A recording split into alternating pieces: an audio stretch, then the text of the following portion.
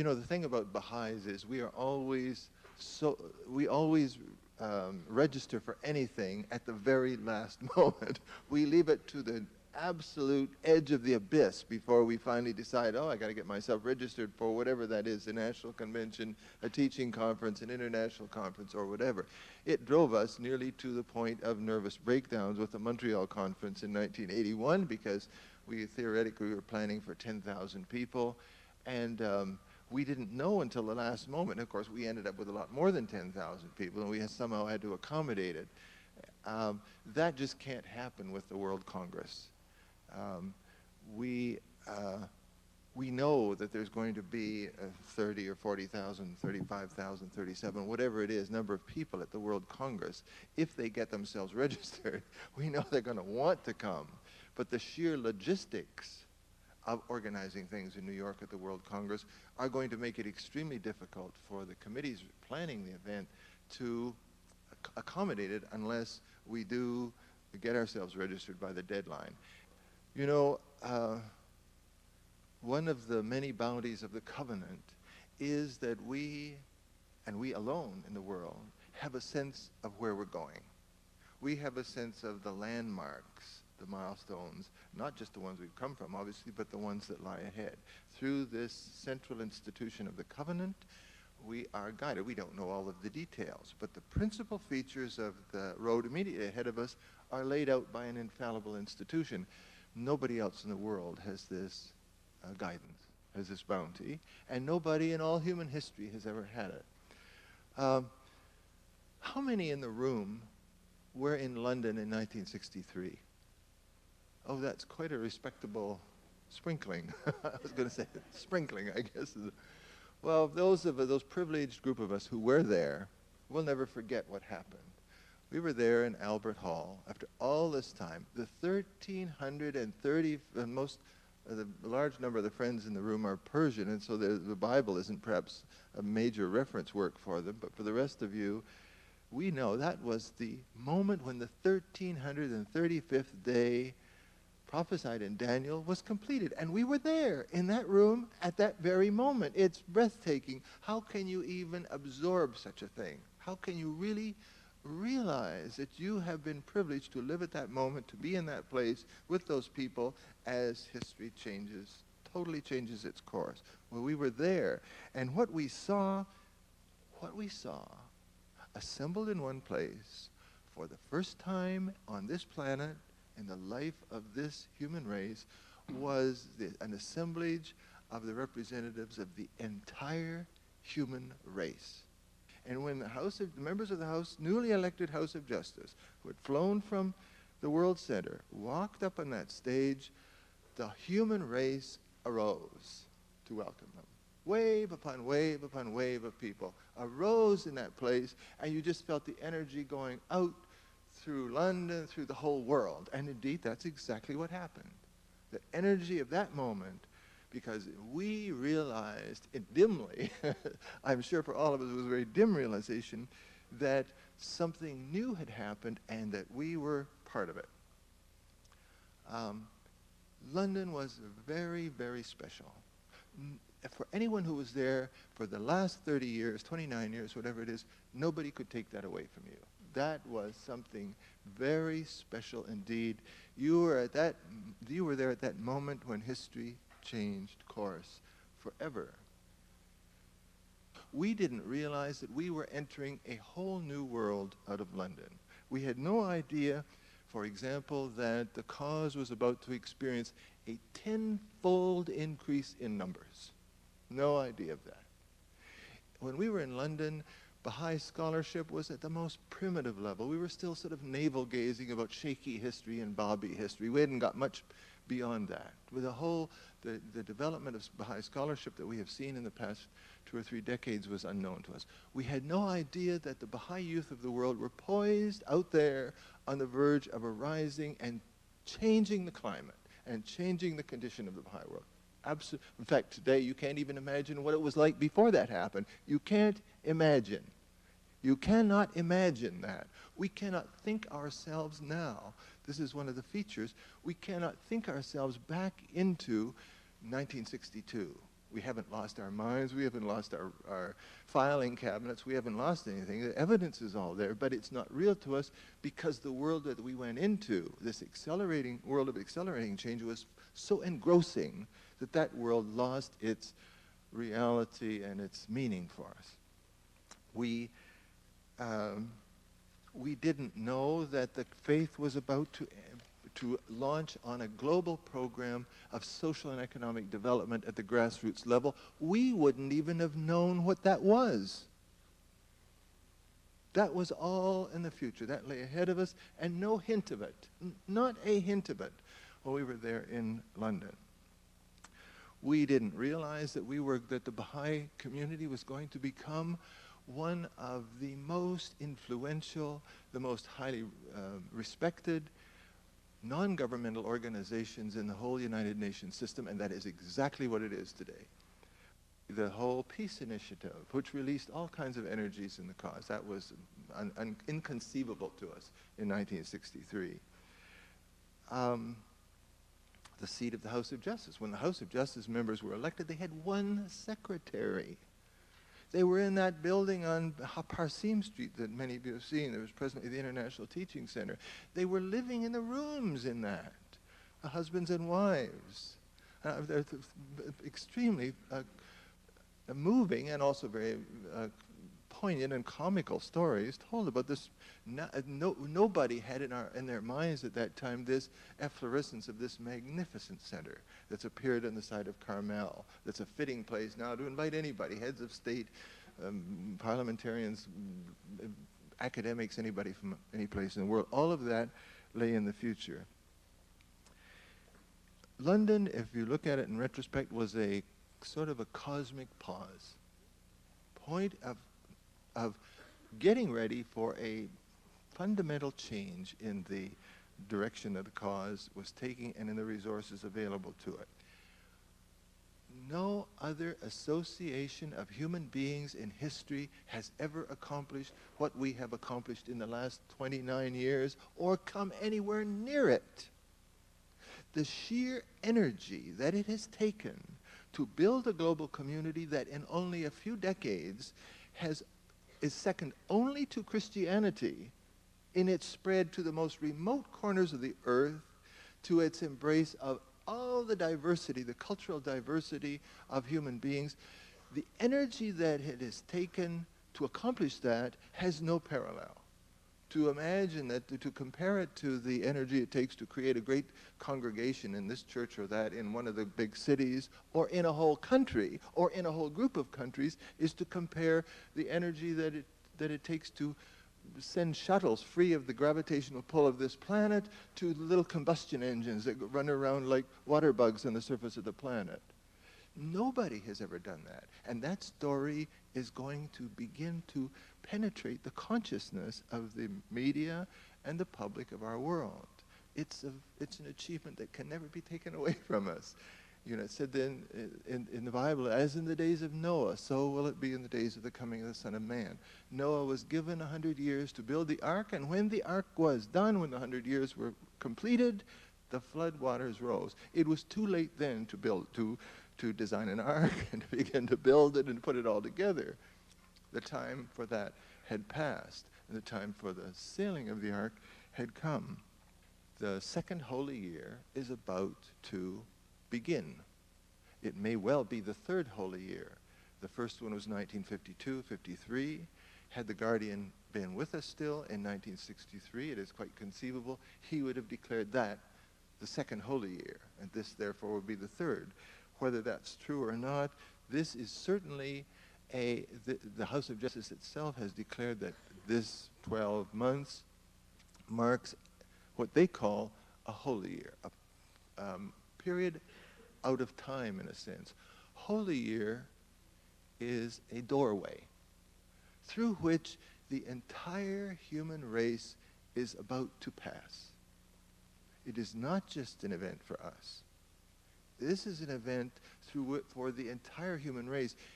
We are passing through that doorway deliberately and consciously. But all mankind is going through that doorway into a world that will be very, very different from the one we live. A world that will be so different that in a very short time, on the other side of that threshold, it will be extremely difficult to think ourselves back into the mental world that we occupy tonight in this room. The changes are going to be so dramatic, so enthralling, engrossing, whatever you want to call it, so encompassing.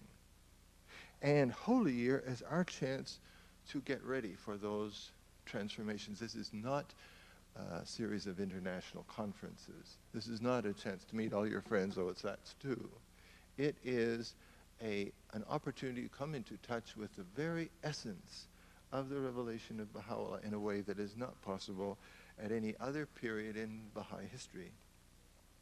The purpose of the Congress, in the words of the House of Justice, is to commemorate the centenary of the inauguration of the Covenant of Baha'u'llah and to proclaim its aims and unifying power, to celebrate it rather, and to proclaim it.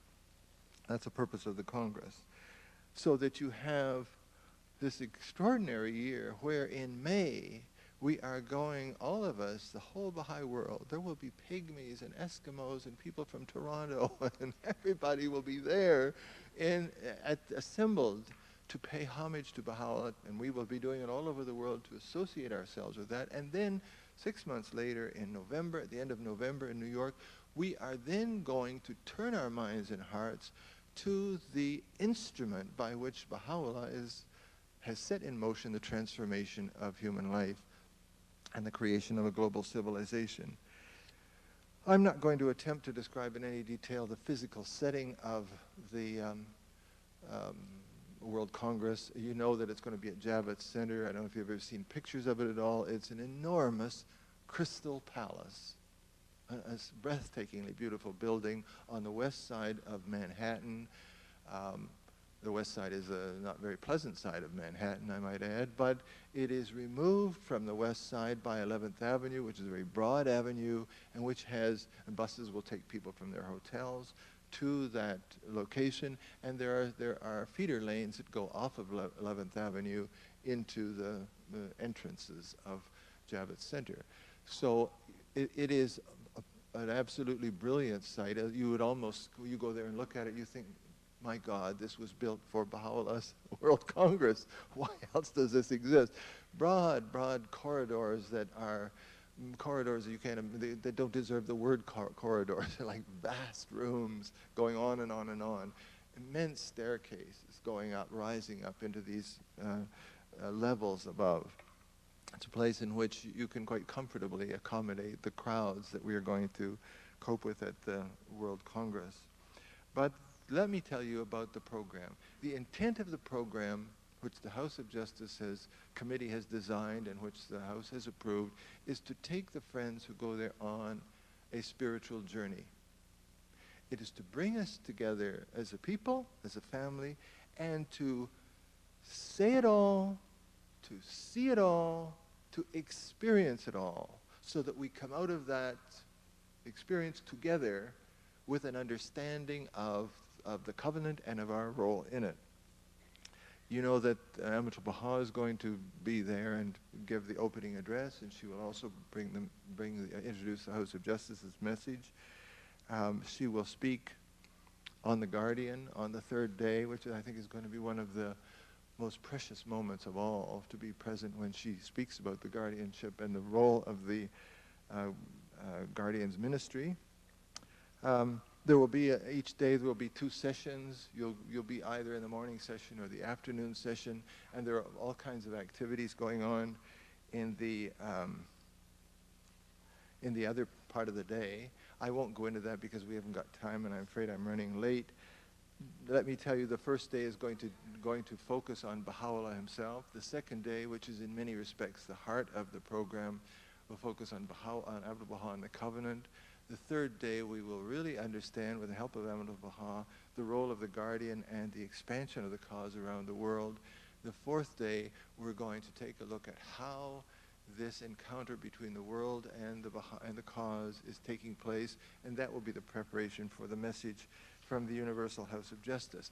And this is not going to be a presentation, this is not going to be a program like other conferences that we've held. The talks are going to be a very small part of the program. The other elements of the program are not there for entertainment.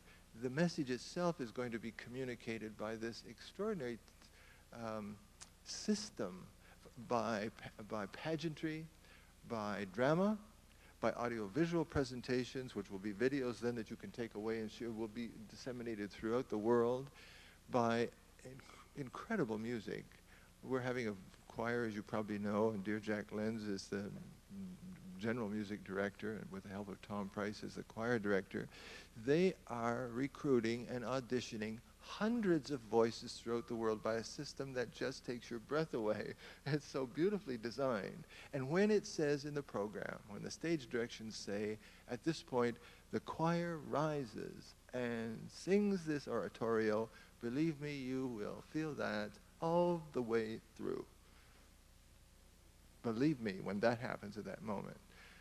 So it's going to be an experience like no conference that we've ever had. We've never had a chance. We've never had the resources. We've not been able to do this before. And since we do have it now, it's going to be done fully, completely right. It's going to be a deeply satisfying and enriching experience. There are other activities too. There are gatherings.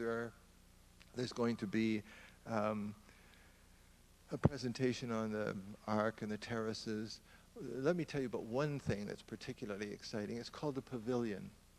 They have rented 5 enormous contiguous ballrooms at the Hilton Hotel with a vast corridor going through them, and they are creating there, as closely as it's possible today in 1992, the experience of being with the Master in New York in 1912. Those images, those sounds, those experiences, how Abdu'l-Baha saw New York, what he did in New York, that is going to be an experience that we will go through in groups of people and have that together. I'm not going to tell you about it because it's something you need to experience yourself, but it's in many respects going to be the heart of that whole opportunity of going to the World Congress. And it's something you will never forget having had that experience. Now, it's not essential to actually be in New York. That's quite true, because after all, it's going to be diffused through all of these other means. But to be in London in 1963, that was something very special indeed. And yes, it cost an arm and a leg in 1963 dollars to go to London. You talk about being expensive to go to New York, believe me, to get ourselves to London. And the problem people had with visas and getting leave from work, and endless problems of getting to London, eating those awful British breakfasts with mummified fish and so on. Anything, you name it, the difficulty, the obstacle, the hurdles were there. But we were so glad that we went. We were so glad that we went. We wouldn't have traded it for anything, because you quickly forget all the rest of it. You forget that you spent the money. You forget the hassles you had with the visa and the work, the leave from work and all the rest of it. You went there, you had it, and it's yours permanently, forever. After London, we Baha'is really gradually became aware that we were a new people. And after New York, the world is going to gradually become aware that a new race of man is emerging on the planet. And millions of our fellow human beings are going to be attracted, intensely attracted to this phenomenon. New York is not Babylon, any more than London was Sodom and Gomorrah. London was the holy place that Baha'u'llah chose to enshrine forever sacred dust of the Guardian. That's what London is. And with all its problems, with all the subway graffiti and all the rest of it, that's what London is. And New York is the city of the covenant. That's what New York is. It is not Babylon, and we have to free our minds and our... Yes, all the problems exist, but that's only a metaphor for the whole world. So what? They're more intense. But Abdu'l-Baha saw it as the city of the covenant, and we have to free our minds and hearts of this Babylon image. We have to learn to love New York, because we have to learn to love the world, and New York will help us to love the world. In New York, humanity has extended itself further financially and scientifically and intellectually and materially and aesthetically than any other place on the planet. In New York, humanity has reached up, in a material way, quite true. It's reached up further, it's stretched up further than it has any other place in human history. And in New York, God reached back. That is the message of the World Congress. And that is the message we are going to tell our non-Baha'i friends and the press and everything. We are certainly the only people in the world who believe that New York is the place of a spiritual treasure. And that is a message that's certainly going to be heard. Thank you very much.